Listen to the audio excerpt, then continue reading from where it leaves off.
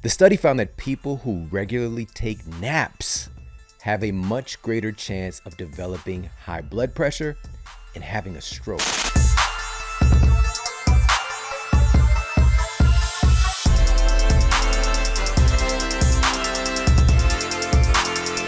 A brand new study published in the peer-reviewed journal Hypertension has people waking up to alarming news today. The study found that people who regularly take naps have a much greater chance of developing high blood pressure and having a stroke. In fact, study participants who typically nap during the day were 12% more likely to develop high blood pressure over time and were 24% more likely to have a stroke compared to people who don't take naps. And regularly napping for people under the age of 60 was found to increase the risk of developing high blood pressure by 20% compared with people who never or rarely nap. Now, before we go falling asleep to what this study actually means, let's perk up, listen in, and make sense of what the data is really telling us. The study used a wide array of data points from over 358,000 test subjects. This is a great data set. Now, these individuals were tracked for 4 years and provided blood, urine, and saliva samples on a regular basis, and they were also providing details about their napping habits. What made frequent napping stand out as a potential risk factor for disease is the fact that these results held true even when people were excluded that had other risk factors for hypertension.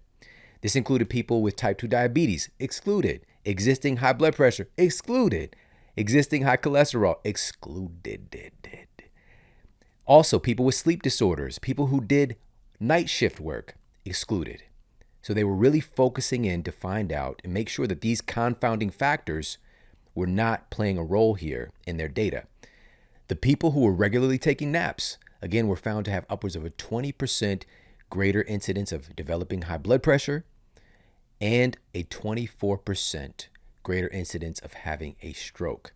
All right, again, so they eliminated as many confounding factors as they could in their particular data set. There are some additional questions, of course, that we're going to ask today, but they did a pretty good job at identifying, like, hey, this is really something interesting. There's something going on with this practice of napping and developing cardiovascular risk factors.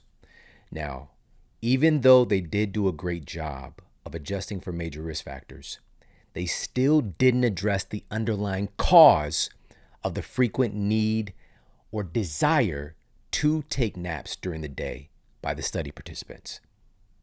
All right, this is a glaring hole in this brand new study, again, published in one of our most prestigious journals. This was coming from the American Heart Association and publishing this data, and it could put people in alarm, like, wait a minute, napping is bad for me. And this is not the complete story. So again, listen in and let's really break this stuff down, because once more, we're not looking at, this is not included in the study, what is the underlying cause for people having the strong desire or need to nap during the day, which that number one cause of daytime sleepiness is having insufficient or poor sleep quality at night. Poor sleep quality is a causative factor. We already know this for a plethora of diseases. A myriad of chronic conditions can develop, but also acute issues as well. And one of the acute symptoms of poor quality sleep at night is that strong desire to nap. All right, but here's the thing.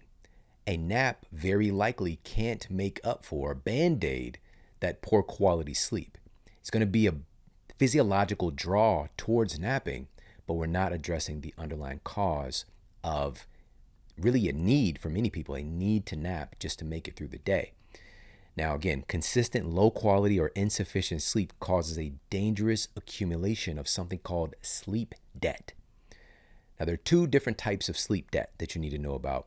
One is resulting from something called partial sleep deprivation, and the other is resulting from something called total sleep deprivation. Now, partial sleep deprivation is something that occurs when someone gets insufficient or not enough sleep for a couple of nights, a couple of weeks, or in some instances, a couple of months, and it just kind of can long tail out from there. All right, so that's partial sleep deprivation. That's having some of your sleep requirement, your body's biological requirement for sleep, stripped away pieces of it each night for many nights.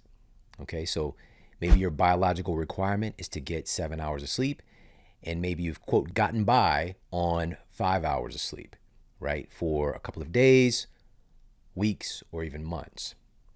So that is partial sleep debt that gets developed. All right, so you're just taking away from your physiological health balance. All right, and before you know it, you're in debt, and you can end up defaulting on your biological loan and end up swimming with the fishes. All right, you're not paying back the bookie, you're not paying back the kingpin, you're falling more and more into debt. Now, total sleep deprivation means being awake for 24 hours or more. That's a total sleep debt where you're just awake for an extended amount of time. Now, many of us have found ourselves in both of these situations a time or two in our lifetime. What comes up for me in thinking about this 24-hour, this extended total sleep debt is when my youngest son was born. I was up for about 24 hours in that process when my wife was standing by me in the morning. When I opened my eyes, she's like, I think it's time, right? Early in the morning, cut to essentially the next day at that time when he was actually makes his initial appearance here on planet Earth.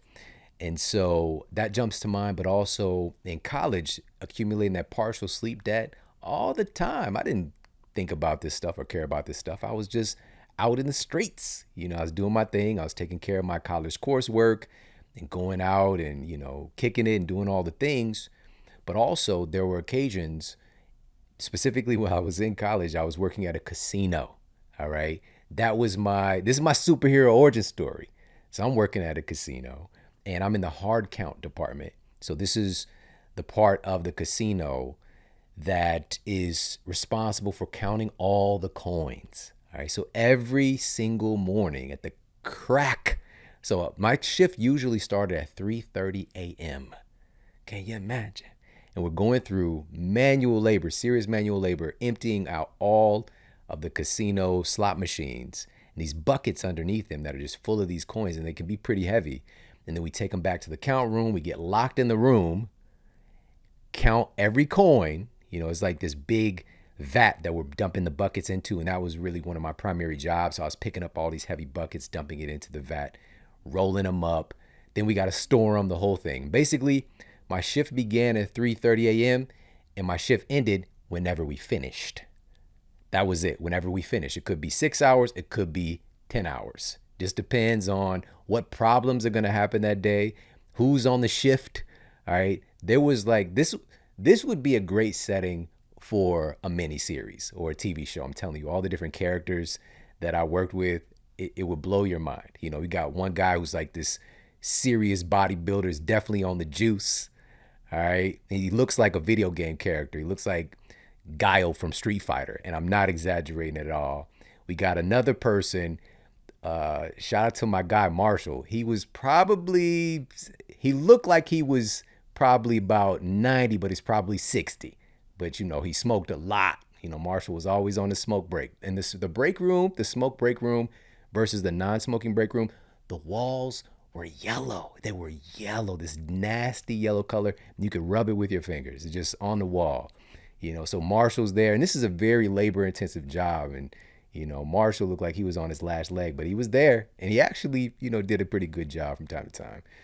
Anyways, I can go on and on about the characters, but it was in this environment and in this time that I really got to see firsthand what happened with my biology and with my brain when I was sleep deprived, like severely sleep deprived. Because being that my shift started at 3:30 a.m. and I'm a college kid and I'm trying to go out and kick it, sometimes, so I get off work, right? So maybe I will just say I get off at 10:30 a.m. and then I do all my day stuff. I got class or whatever. Then I go out that night to the club. I'm from St. Louis. We go to the east side, all right? East St. Louis, all right? We got Club Casino over there. Ironic. I know the name is ironic. We got the Monastery. Ooh, If you know about, I hope you don't know about the monastery, all right? But we got the monastery, all right? It gets out when the sun comes up, all right? So there have been times I would go through my entire day, go out, and then leave directly from the club to my job, all right? So talk about 24-hour plus sleep deprivation. And this resulted in one of those days, I'm standing on the cart, like with my hand on the cart, leaning on the cart as my team is and I are loading up the cart full of these coins in the middle of the casino. And I fell asleep with my hand on the cart, standing up in the middle of a casino. It was probably, I don't know how long it was. We'll just say I fell asleep for 10 seconds. To wake up in such alarm, like I don't think I've had a time that was as in fear when I woke up than in that moment. All right. All the ding, ding, ding, ding, ding, all that stuff going on, all the lights, and you wake up out of sleep from that. Oh my gosh. It sobered me up. In that moment, I was like, oh my, like I gotta get out of here. This is not healthy. I'm a danger to myself and others. I don't ever want to feel like this again. Did I learn the lesson 100% at that time? No. But I made it more of a mandate. Like I can't do that practice of like, if I'm even going to go out, whatever, I need to take a nap. Right? So this gets back into the conversation. Where can a nap be valuable? Now, obviously, the lifestyle choices at the time were not health affirming, clearly. But is there a place for paying off some of this sleep debt through getting a nap in? And now we're going to, again, talk a little bit about the science around napping to understand where the value placement can actually be.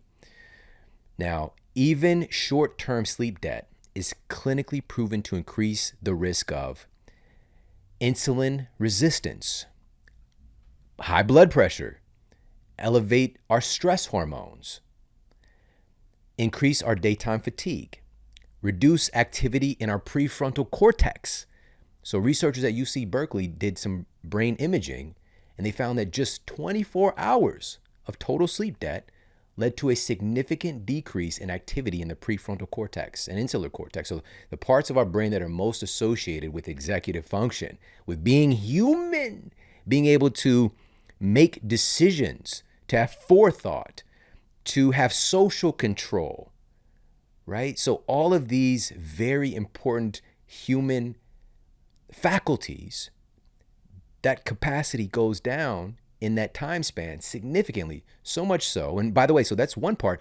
The researchers also noted that there was excessive activity that began to happen in the amygdala, right? So the region of the brain most associated with emotion, right? It's kind of a survival part of the brain. It's running more on kind of these primitive programs and is concerned about survival, right? And it's a very emotionally driven part of the brain. So that takes over. So our executive brain that has the ability to have social control, to distinguish between right and wrong, to make healthful choices, to analyze our choices, that part of the brain starts to shut off, and the emotional, reactive part of the brain turns up. What do you think is going to happen? Probably not very good choices, all right? Choices in what we eat, choices in who we might associate with. Maybe you've been out kicking it and your brain, that part of the brain starts to, that shift takes place. And maybe you do some stuff you might not normally do, or do a person you might not. Let me stop. All right. It happens. All right. And we wonder why. The club lights come on. Different story. What am I doing? All right. So that's another area, is that, again, even short-term sleep debt is clinically proven to reduce activity in the prefrontal cortex. Also, it's been found to drive dysfunction of our hunger and satiety hormones just from a short-term sleep debt, and much more. But listen to this. A randomized crossover study published in the Annals of Internal Medicine had healthy young adult test subjects go just 2 days with restricted sleep, where they took a few hours away, again, that kind of partial sleep debt, and the other 2 days, they were allowed to get adequate sleep. After compiling the data, when the participants were sleep deprived, their levels of leptin, our body's primary satiety hormone, helping us to feel satisfied and not driving us towards hunger and cravings, their levels of leptin drop by an average of almost 20%. All right, it's 18% to be exact. Their levels of the hormone ghrelin increased. Ghrelin is the body's kind of glorified hunger hormone, driving cravings, driving us to seek food. Their hormone ghrelin levels increased by 28% on average. And their feelings of hunger, subjectively, so we're looking at objective and subjective, their feelings of hunger increased by 24%, and their appetite increased by 23%. And in particular, their appetite for calorie-dense, high carbohydrate foods. The researchers gave them options on what they can choose from to eat. And what they found was when they were sleep deprived, their desire to eat those lower quality, high carbohydrate, higher sugar, calorie-dense foods increased by upwards of 45%. We're setting ourselves up for failure, wondering why we cannot micromanage our biology to make the choices that are healthy for us. When we're sleep deprived, we're just not showing up with our higher order faculties and showing up as our best self to make the choices. We can willpower our way through it, but we're stacking conditions against ourselves when we're not getting adequate sleep. Now, again, that was from just partial sleep debt. We're talking 2 nights of partial sleep debt. What about long-term sleep debt? What happens when it really starts accumulating and you start digging that hole deeper and deeper and deeper? That's when we see this dramatic increase in chronic disease development, increasing our risk of heart attack, stroke, diabetes, cancer, obesity, mental illness, and all-cause mortality. For example, a study published in the peer-reviewed journal Clinical Obesity found that continuous sleep debt is directly related to excessive belly fat gain. Specifically, study participants who frequently got less than 6 hours of sleep per night over the course of the 6-year study period accumulated significantly more abdominal fat than participants who were not accumulating this sleep debt. Another study, and this was reported by the World Health Organization, tracked the results of almost 700 men over the course of several years, and they found that the men who accumulated long-term sleep debt were twice as likely to have a heart attack and up to 4 times more likely to have a stroke during the study period. Now, does this sound more like napping is the issue, or is the underlying cause for the desire to frequently take naps that is the real issue? By accumulating sleep debt from poor quality sleep at night, our physiology will begin to push us towards daytime fatigue and our desire to doze off for a nap. That is just logical, but it wasn't addressed in this particular study. Now, that feeling of being pulled from within to go to sleep is very much like a biological hunger. It's like a hunger when that nap drive just kind of gets its hooks in you. It's like a craving, like a deep craving from within, pulling us to go to sleep. And many people create daytime fatigue for themselves through lifestyle habits that they're unaware of. This could be from haphazard food choices that lead to blood sugar abnormalities and blood sugar crashes. This could be from watching television and being on screens late into the evening and diminishing their sleep efficiency and waking up groggy and tired the next day and kind of trying to force their way through. And eventually that internal hunger for sleep, that nap craving, becomes too strong. The list goes on and on about ways that we don't often cognitively know, just as an individual, that this is leading to my frequent napping habit. But some people actually intentionally choose activities that increase their daytime fatigue. All right, they choose it. And the example that I'm thinking of is my son. All right, my son, as of this recording, he's about to turn 22. He's 21 years old right now. He's working in fitness, impacting so many people's lives, and great teacher, great human being.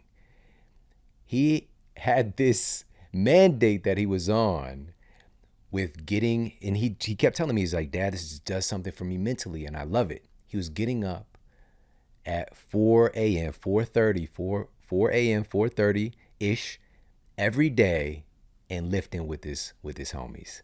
He's getting up, getting it in, banging and clanging to start the days like that. It's my thing. I need this. This is plugging me in. This is how I'm rolling. Now that's amazing.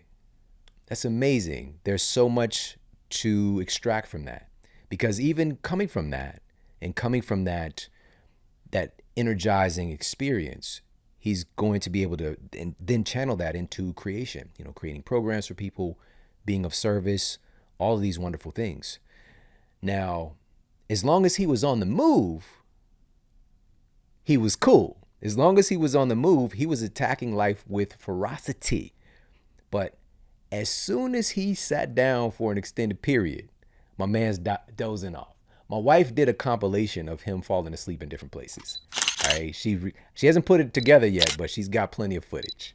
Okay, whenever he stopped that ferocity in his attacking life, he was falling asleep. Is that normal? Now you already know the answer to this, but is he connecting this to that practice? For him, he just didn't want to look at that.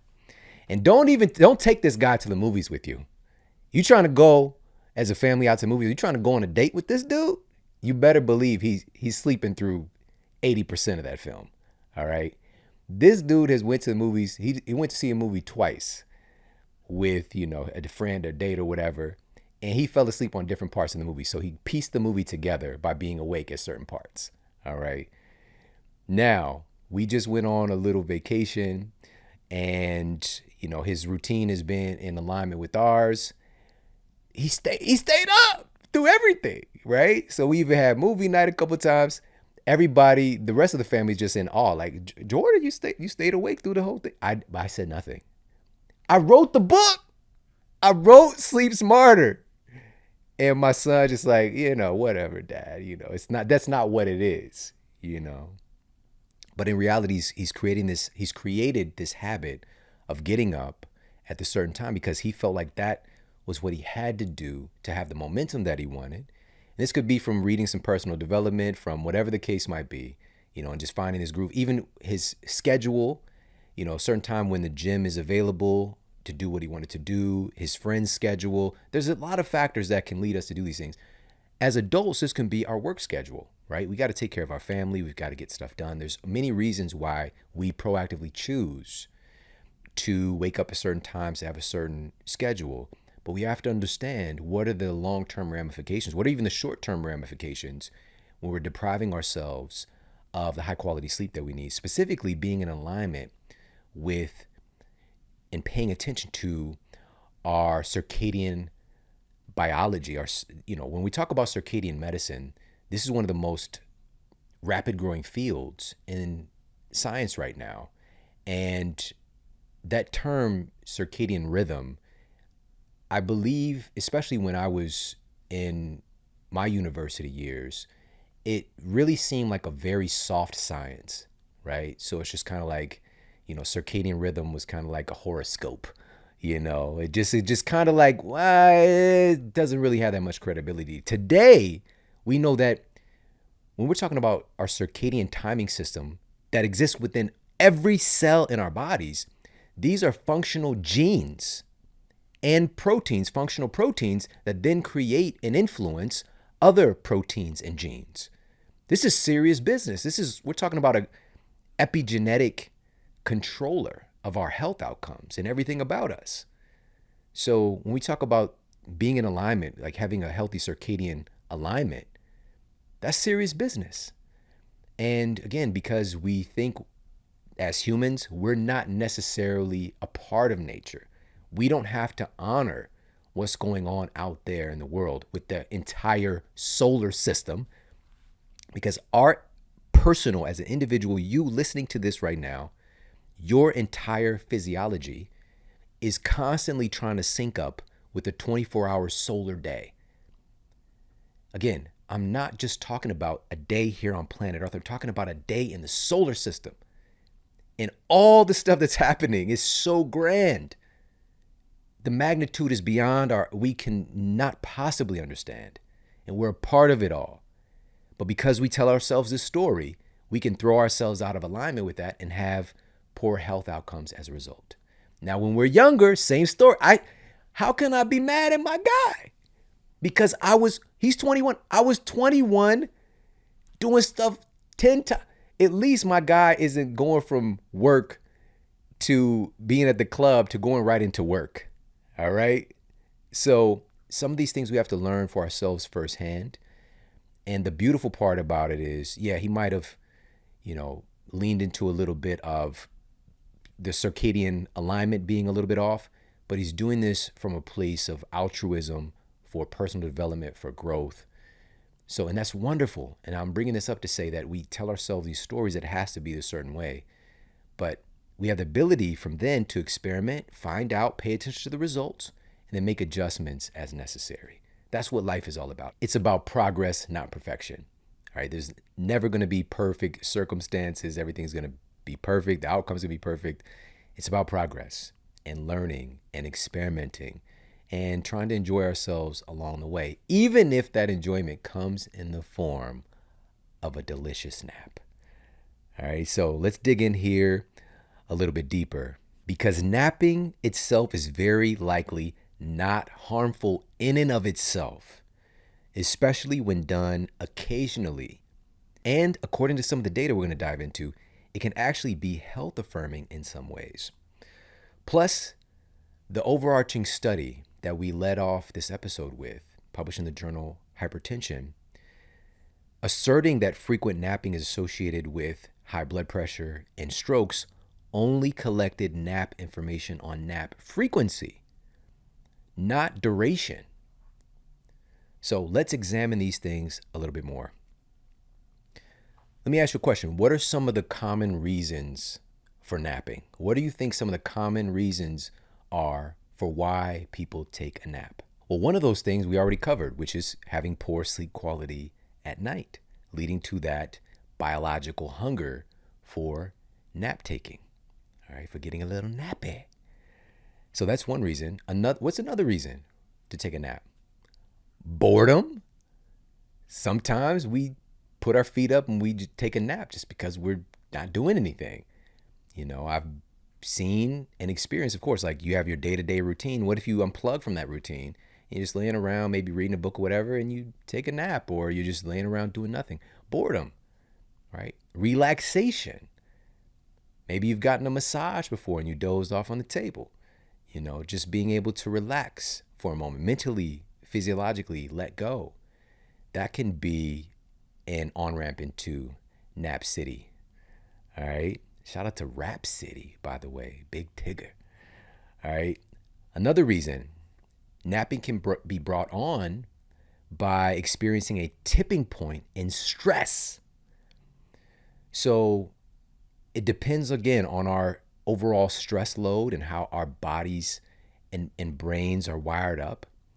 But there's a degree of stress that can just put us out. It can literally just knock us out. Somebody, maybe they are, starting a new job and they're bringing in all this data and all these things they have to do. Maybe it's like a personal, entrepreneurship venture, and they're doing all these different things and they're learning, and then just boom, they're just like, I got to eat a piece of cake, or I got to go lay down somewhere. It becomes too much to the degree that it can knock us out. So even emotionally, maybe there's a conflict, maybe there is, sadness or anger or fear or whatever the case might be. And just like, I'm just emotionally exhausted. I just need to go lay down somewhere. Or again, you might have so many things to do that you just like, I'm just going to take a nap instead. Okay. And these are just some of the underlying reasons. Also, we can be misreading our biological cues, right? So there are phases that our hormones go through throughout the day, all of us. And we can be getting biological cues to just slow down, to relax, to take a moment, to maybe close our eyes, to maybe shift into that parasympathetic a little bit, because we've been going fight or flight, we've been going sympathetic, and we're getting a biological cue to just slow down, take a deep breath, take a moment, and just relax.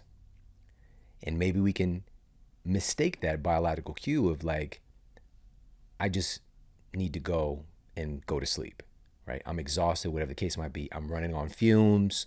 Like there's these different terminologies that we use, but there are energy rhythms throughout the day. And some people might notice that they have a feeling of tiredness or a downturn in their energy at certain points of the day.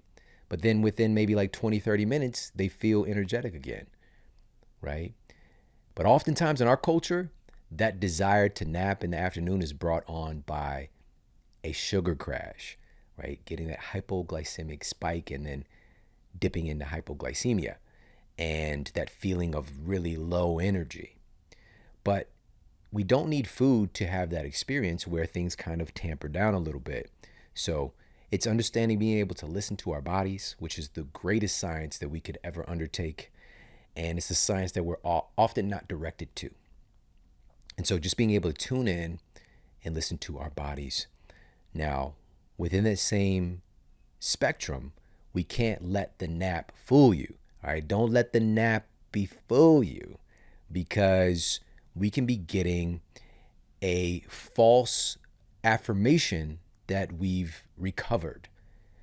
Specifically, a study conducted by the Unit for Experimental Psychiatry at the Institute of Pennsylvania Hospital found that napping during prolonged sleep loss may serve to prevent that sleepiness, right? That urge to take a nap, much more than it actually helps to recover from the sleep debt. So it can be a superficial thing. We're just kind of putting a Band-Aid over a gaping wound, right? We're just pacifying the situation, not doing anything to actually fix it. We're making it. We're just making it through the day versus really thriving and being well.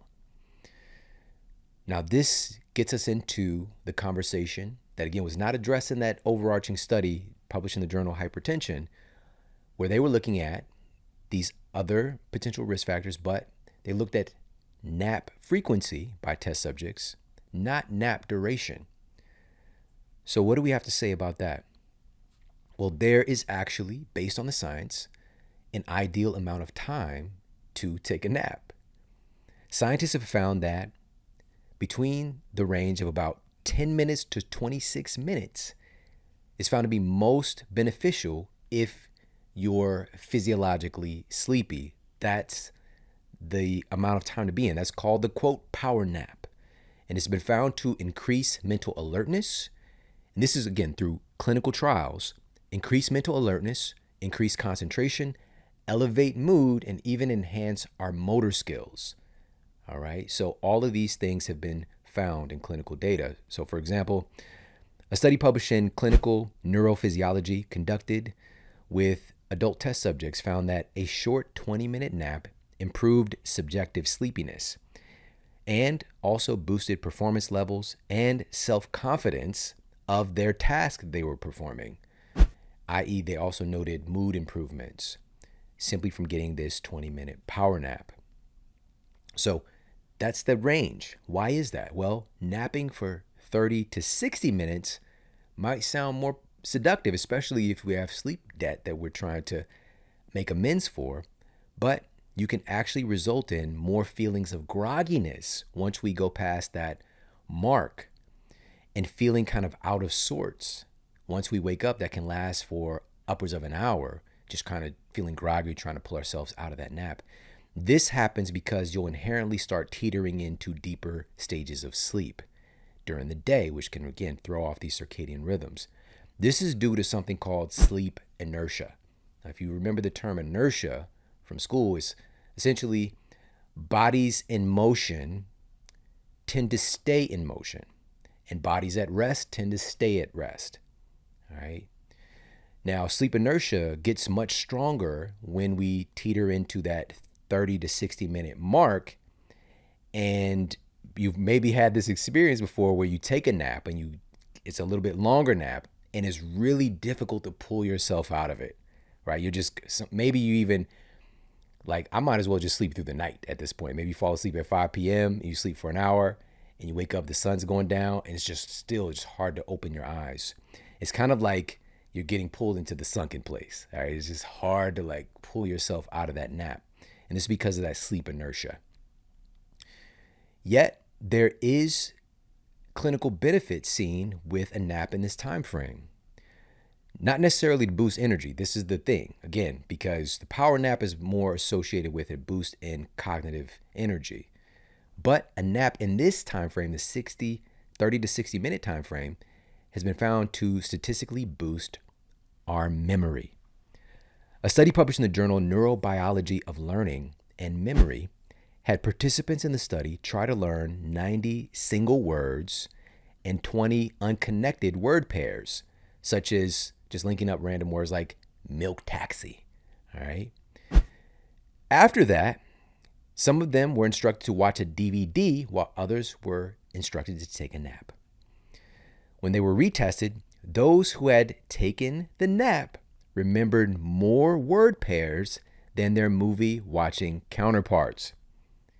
Additionally, researchers at Saarland University in Germany say that a 45-minute nap can produce up to a 5-fold improvement in information retrieval from memory. Nice benefit, but again, you're much more likely to experience strong sleep inertia with a nap that long. And if you are actually trying to pay off some of the sleep debt via a nap, and you won't get fired for doing this, you might want to opt for an actual 90-minute plus nap. Give or take a few minutes, of course, because this is going to enable your brain and biology essentially to get a complete sleep cycle. Now, even as I say that, this is not 100% the case because we're missing out on some key components, especially if you're napping during the day, because you're not really accessing the metabolic and hormonal benefits of melatonin, which for melatonin to be secreted accurately and move us through our sleep cycles efficiently, we need the prerequisite of darkness and consistency. So we're really not going to get the most efficient sleep cycle if we're taking a 90-minute plus nap during the day. Unless, again, if somebody's doing shift work and they're sleeping during the day and they've created this consistent routine of sleeping during the day and they create a dark environment, they can get melatonin doing its thing. So keep that in mind as I'm sharing this, but you can opt for a longer nap to try to pay off some of that sleep debt, and there is some efficacy here.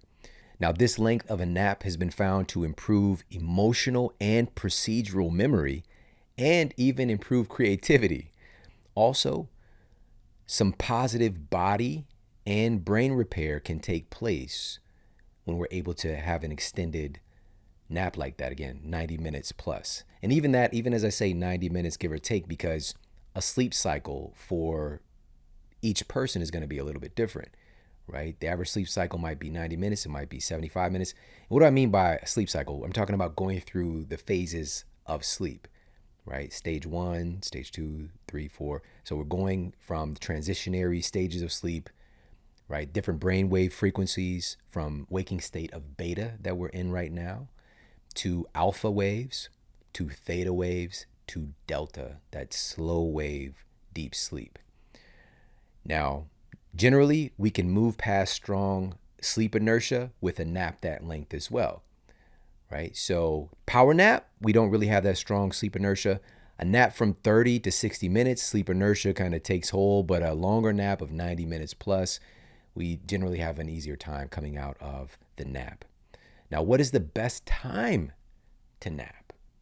All right, what's the best time to nap? There are some cultures, as you might be well aware of, and some people who are just, they love their naps.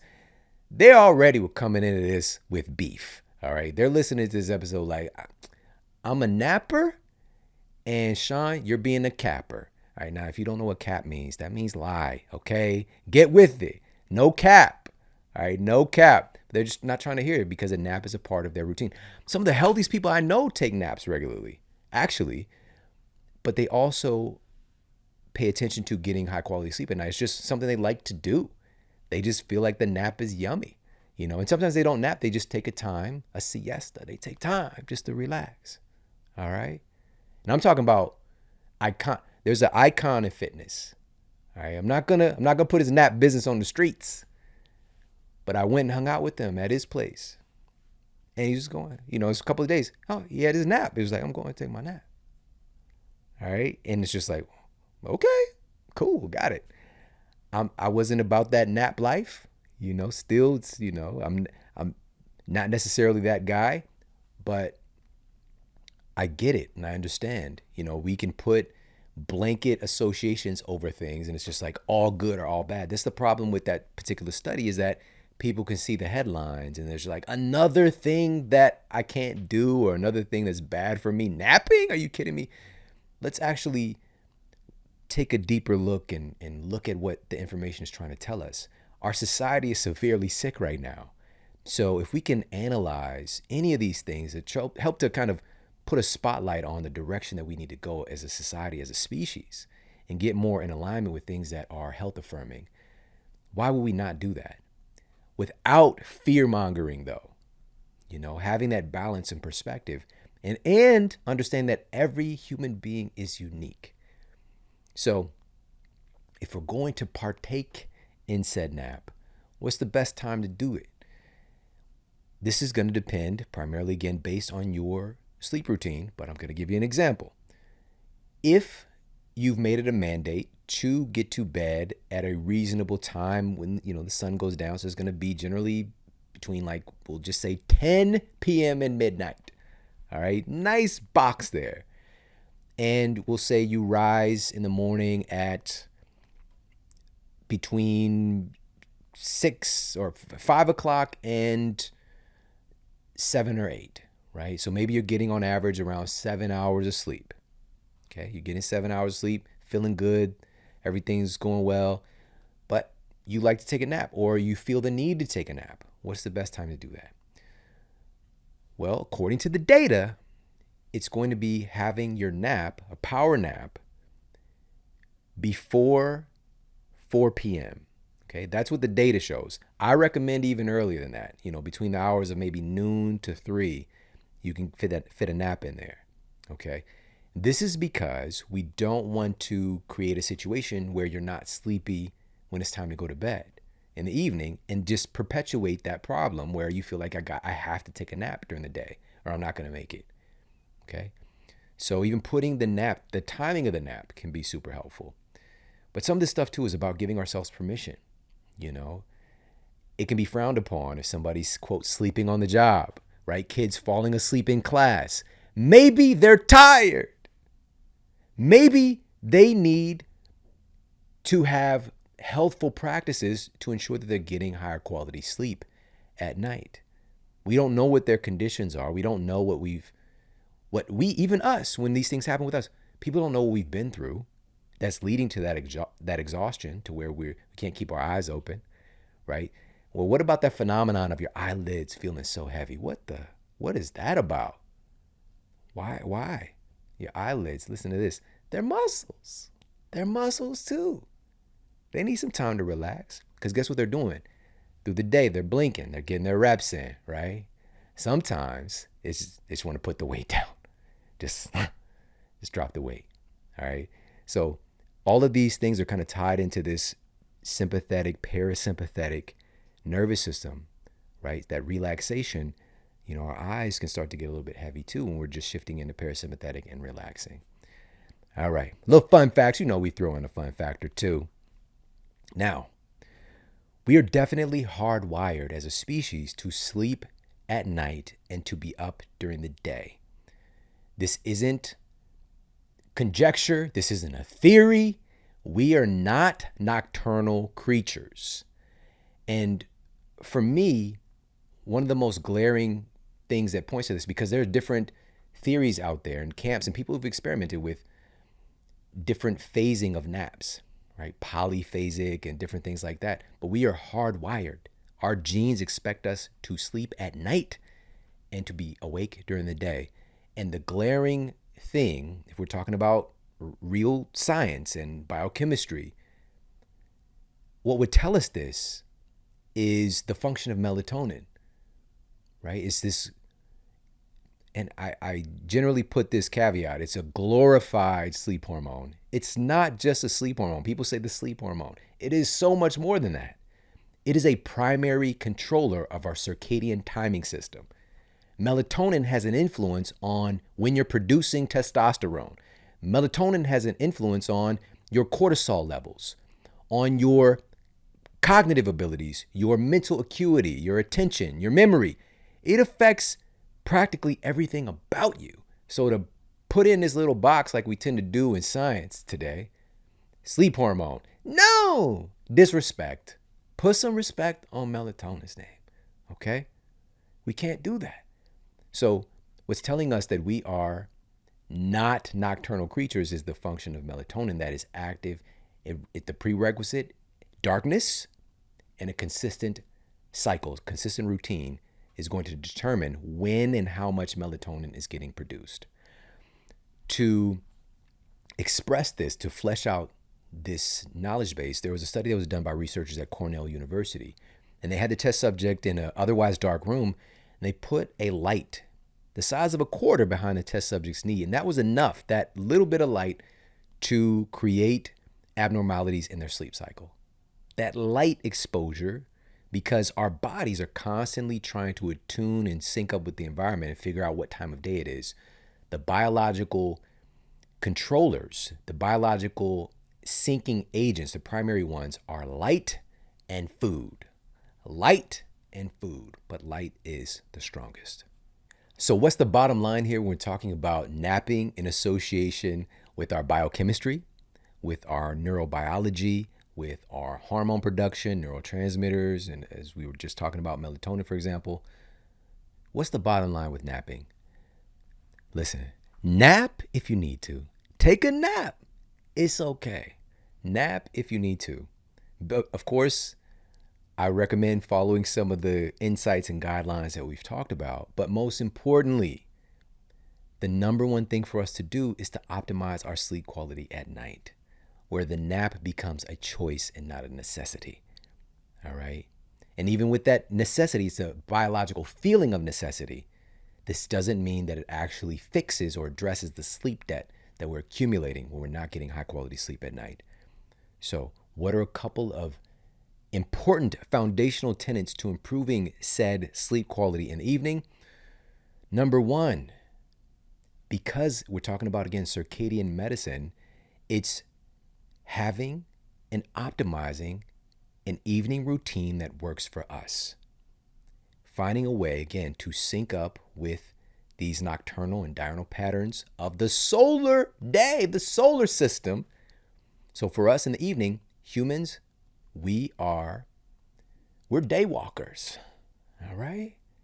We're day walkers. Shout out to Blade. I don't know if you know this, Blade is getting re-energized, reintroduced into the Marvel Cinematic Universe. I'm about that. You know, I like that. Thank you, Marvel. Shout out to Blade. Now, improving your sleep quality at night, foundational tenet, optimize your evening routine. What does that look like? The biggest culprit today, in my professional opinion, is our technology. Ironically, the thing that has made us more connected and given us so much access, and this has only been a couple of decades that we've had access to 24/7 technology. In particular, television and iPhones and laptops and all these things. We're talking about data consumption and that FOMO that gets developed because of so much, right? FOMO, fear of missing out. And you know, some people might not have heard of that. They're like, who you calling a FOMO? FOMO, fear of missing out. All right. Now there's also JOMO, right? The joy of missing out that's rising in popularity. All right. But because of our devices, it's making us more divided from our sleep. And to give an example of this, researchers at Harvard University did a study and they found that the test subjects who were on their iPad, they actually use iPads in this particular study, these individuals, and by the way, this was in the evening, not in the day, who were staring into their iPad in the evening, reading books and the like, they had a significant reduction in their melatonin secretion and a delay in their melatonin secretion at night. Very, very important for us to understand. Again, melatonin is a regulator of our sleep cycle, of so much with our biochemistry, with our hormones, with our neurotransmitters, with our metabolism. It's getting suppressed being on our devices at night. And we've talked about that in past episodes. All right, so we'll put one of them, a recent one was the biggest mistakes that people make when trying to get high quality sleep in the evening. We'll put that episode for you in the show notes. We really break down that study even more, the details, which is pretty sobering. Bottom line is, one of the things for us to implement in our evening routine to optimize our sleep is to give ourselves a screen curfew. If we're planning on getting to bed at, we'll say 11 p.m., give yourself at least 30 minutes off of a screen before going to bed. Ideally, it will be more, yes, but I understand we're addicted. We're addicted. All right. So we've got to understand that we're right now as a culture, we're very, very tied to our devices. And so how do we supplant that addiction? It's one of those basic tenets with anything that we're trying to replace with a healthier habit. What we tend to do is try to tough through it, right? We bite down, we white knuckle it, we grip it and we push through. Oh, I'm gonna do it. I gotta go. Let's go. Right? We try to do that. For most people, it doesn't work. All right. We're missing out on basic human psychology, tenets here, which is if we take something away that we have all of this pleasurable neurochemistry taking place, right? Dopamine and endorphins and serotonin, being on this device, and then we replace it with sitting there and trying to not get on the device.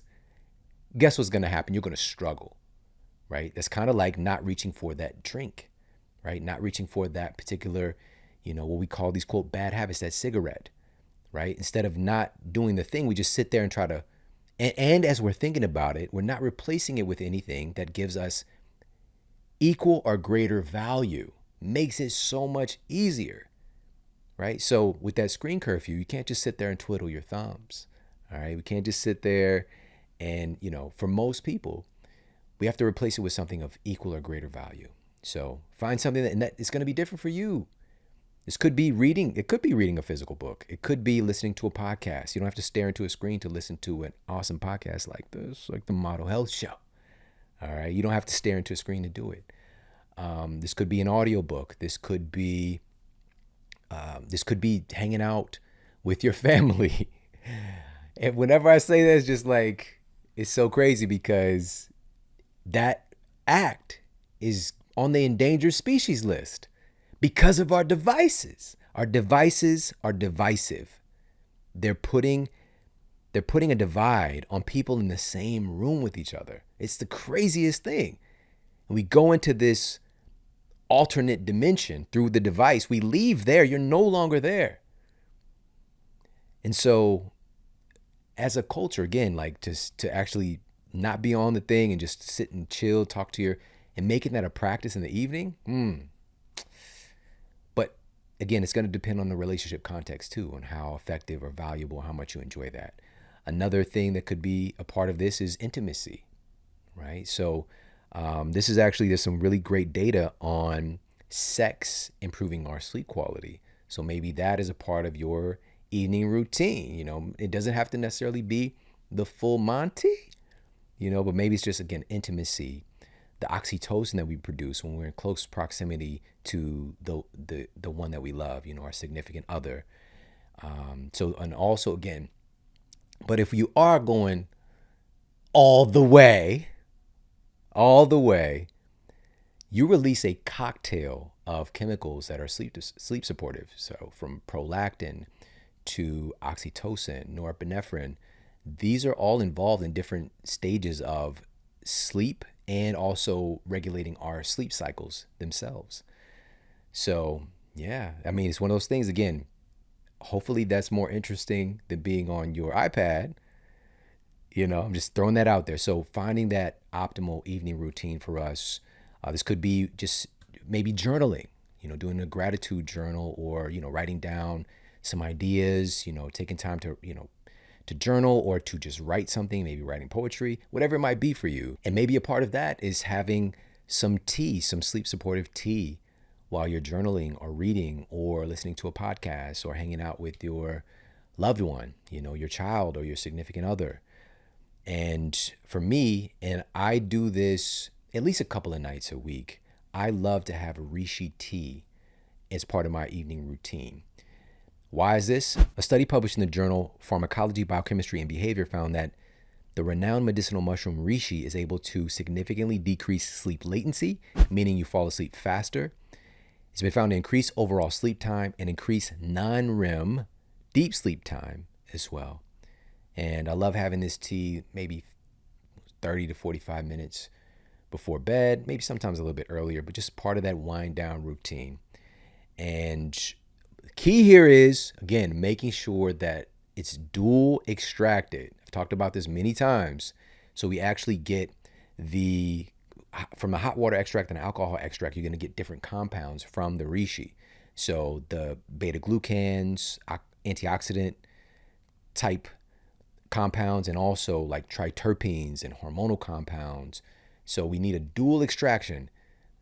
They've been doing this. They've created a movement, really. There are other companies that are following suit, but the originators, highest quality, do it the best, is coming from Four Sigmatic.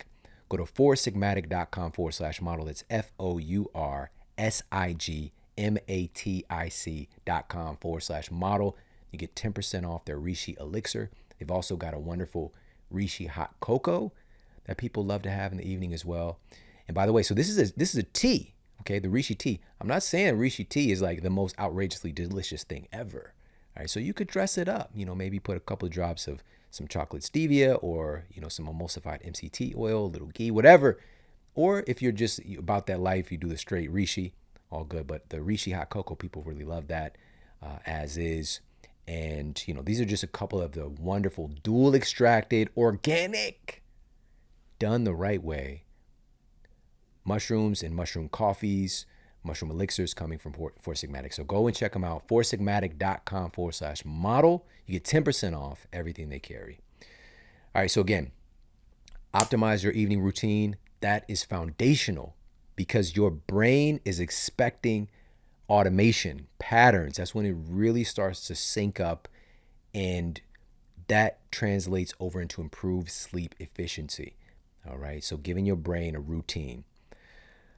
Number two, and this is another thing that has a lot of components to it, but an overarching principle for improving our sleep quality at night so that we're not dependent upon napping during the day, specifically if we don't want to take a nap, but we're just feeling energetic, we're reducing that daytime fatigue, is to optimize our sleep environment itself.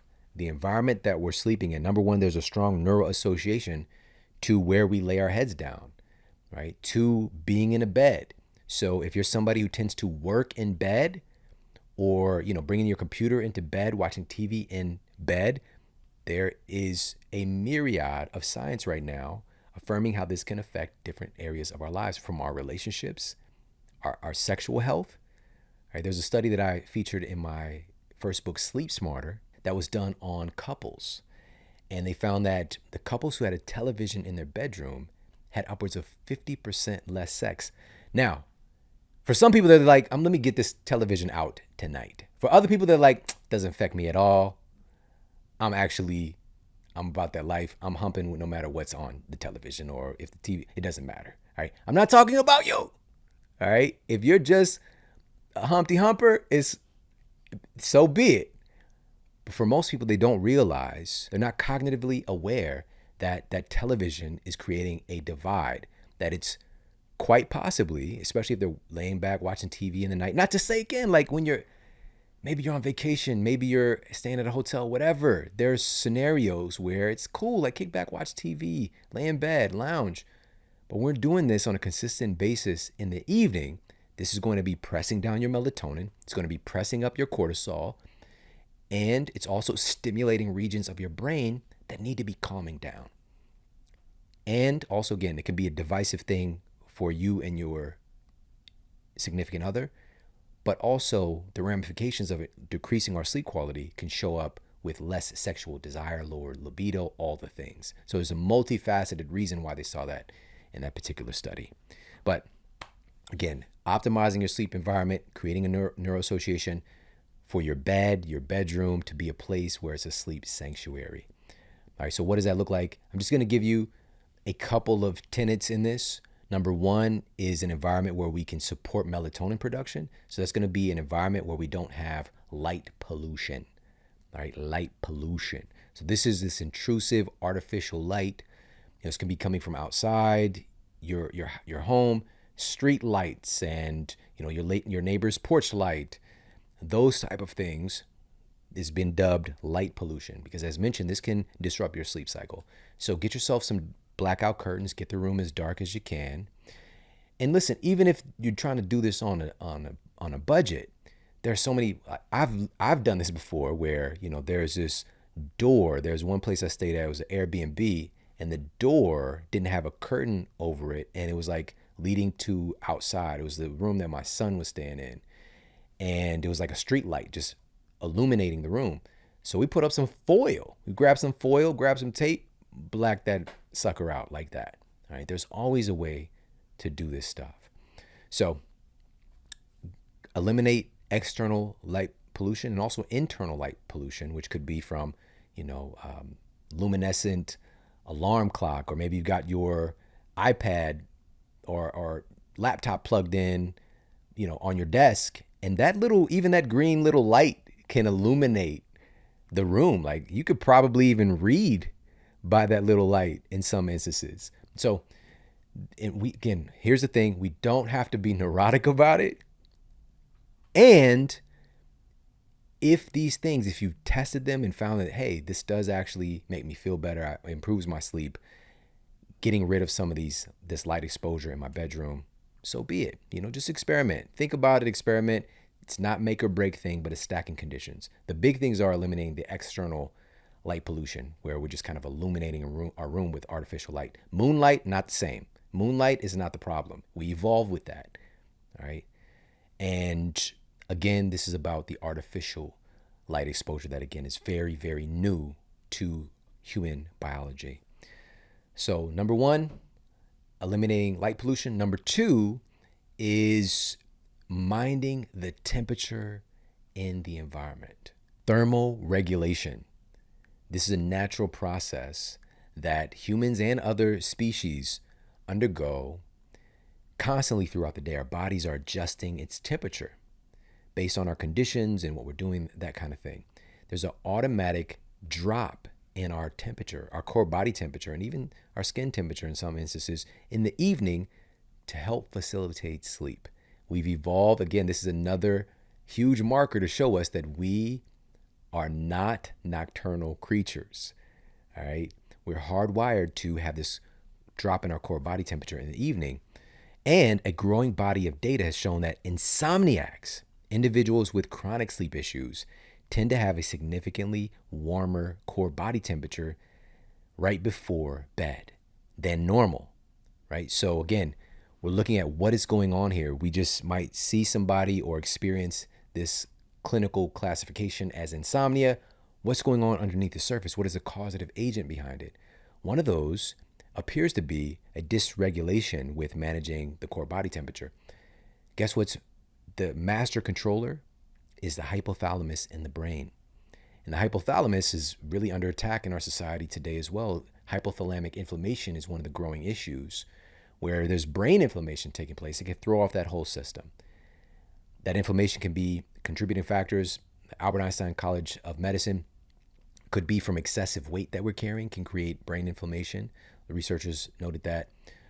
Our abnormal diet, toxicants from our food, pesticides, things of that nature, viruses, abnormal blood sugar, right? So especially having rampant amounts of sugar coming to the body, the human brain will confiscate a significant portion of glucose that's brought in from any meal, is getting shuttled right to the brain. The brain, even though it's about 2% of your body's mass, consumes about 20 to 25% of the calories we consume, and it is ravenous whenever sugar is on the scene.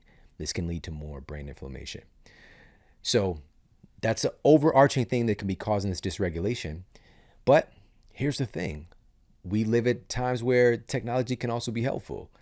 So being able to manage our environment, the temperature in our environment via the thermostat.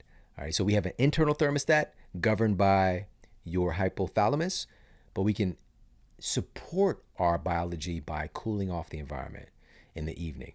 So no matter where you live on planet Earth, the temperature is almost always going to be lower in the evening than it is during the day. Okay? And we're just supporting that practice by cooling off the environment. Many researchers have found that right around 68 degrees Fahrenheit, for some folks, it's like that is too cold. But this can be, I open it up a little bit more to, some researchers actually say cooler than that. So it's down to like 62, but 62 to 72 in that frame, I believe to be most advantageous. So it gives us a little bit of a spectrum. But even with that said, as I mentioned, a growing body of data has shown that insomniacs tend to have significantly warmer core body temperature than normal right before bed. To help combat this issue, in a study published in the peer-reviewed journal Brain, scientists had participants wear thermosuits.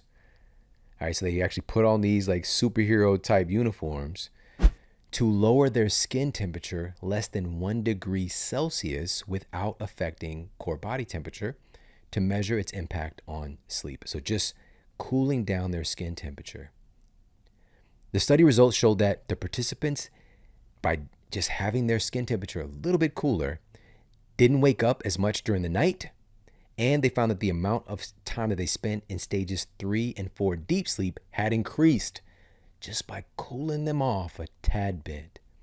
So your environment via the thermostat, that's one step, and your clothing/bedding could be haphazardly reducing your sleep quality. So with your bedding, this is an easy on-ramp as well because you don't have to change your behavior. In a new study just published, 32 participants were recruited into a 3-week clinical trial where sleep was measured for 1 week at a baseline condition using their original sheets. This was followed by randomly assigning the participants to either a week of sleeping on bamboo lyocell sheets from Attitude, followed by a week of standard cotton sheets, or a week of standard cotton sheets followed by a week of organic bamboo lyocell sheets from Attitude, randomly counterbalanced. The researchers monitored subjective and objective data from the study participants.